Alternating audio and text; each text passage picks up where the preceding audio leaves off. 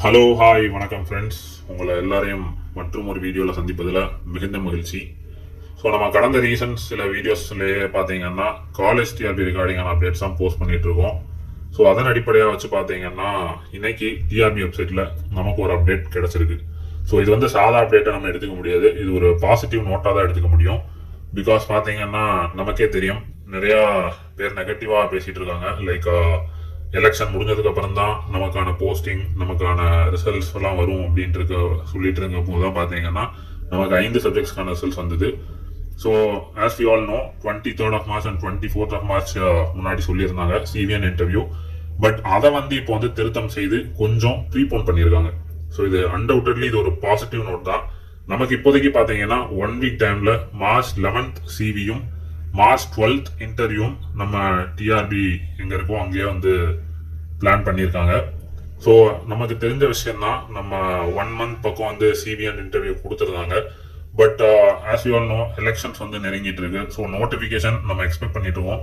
Results எப்படி expect பண்றோமோ அதே மாதிரி நம்ம எலெக்ஷன் நோட்டிஃபிகேஷனையும் எக்ஸ்பெக்ட் பண்ணலாம் அப்படிங்கிறத நம்ம கடந்த வீடியோலேயே வந்து பேசியிருந்தோம்.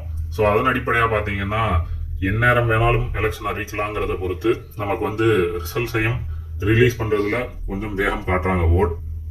நம்ம போன வீடியோல பேசணும் இது மாதிரி எலெக்ஷனோட இம்பாக்ட் வந்து நம்ம ரிசல்ட்ஸ் அண்ட் போஸ்டிங்ல எந்த அளவுக்கு ஒரு தாக்கத்தை ஏற்படுத்தும் அப்படிங்கிறது. ஸோ அந்த வீடியோ பார்க்காதவங்கலாம் அந்த வீடியோ பாருங்க, you will get an idea. So நம்ம வந்து இப்போதைக்கு நமக்கு டைம் கம்மியாக தான் இருக்கு அப்படிங்கிற ஒரு விஷயத்த புரிஞ்சுக்கணும்.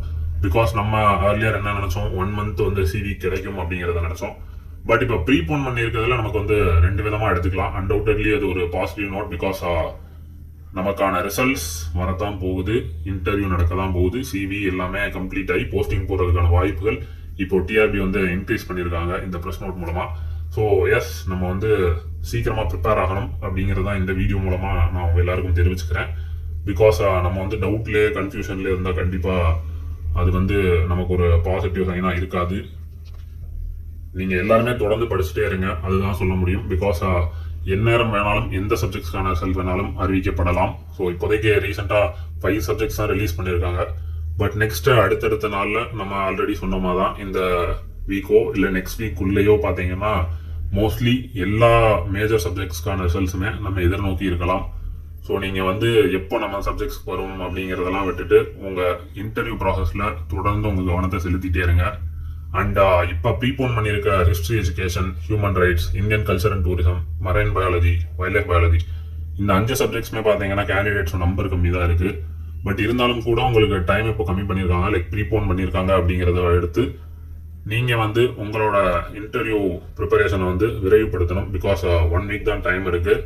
ஸோ எல்லாருமே நல்லா ப்ரிப்பேர் பண்ணுங்க, உங்களோட ரிசல்ட்ஸ் வரப்போகுது.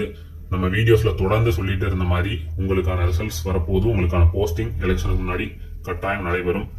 ஸோ எல்லாருமே ஒரு ஆப்டிமிஸ்டிக்கான ஒரு ஒப்பீனியன் எடுத்துட்டு கண்டிப்பா உங்க ப்ரிப்பரேஷனை நல்லா பண்ணுங்க.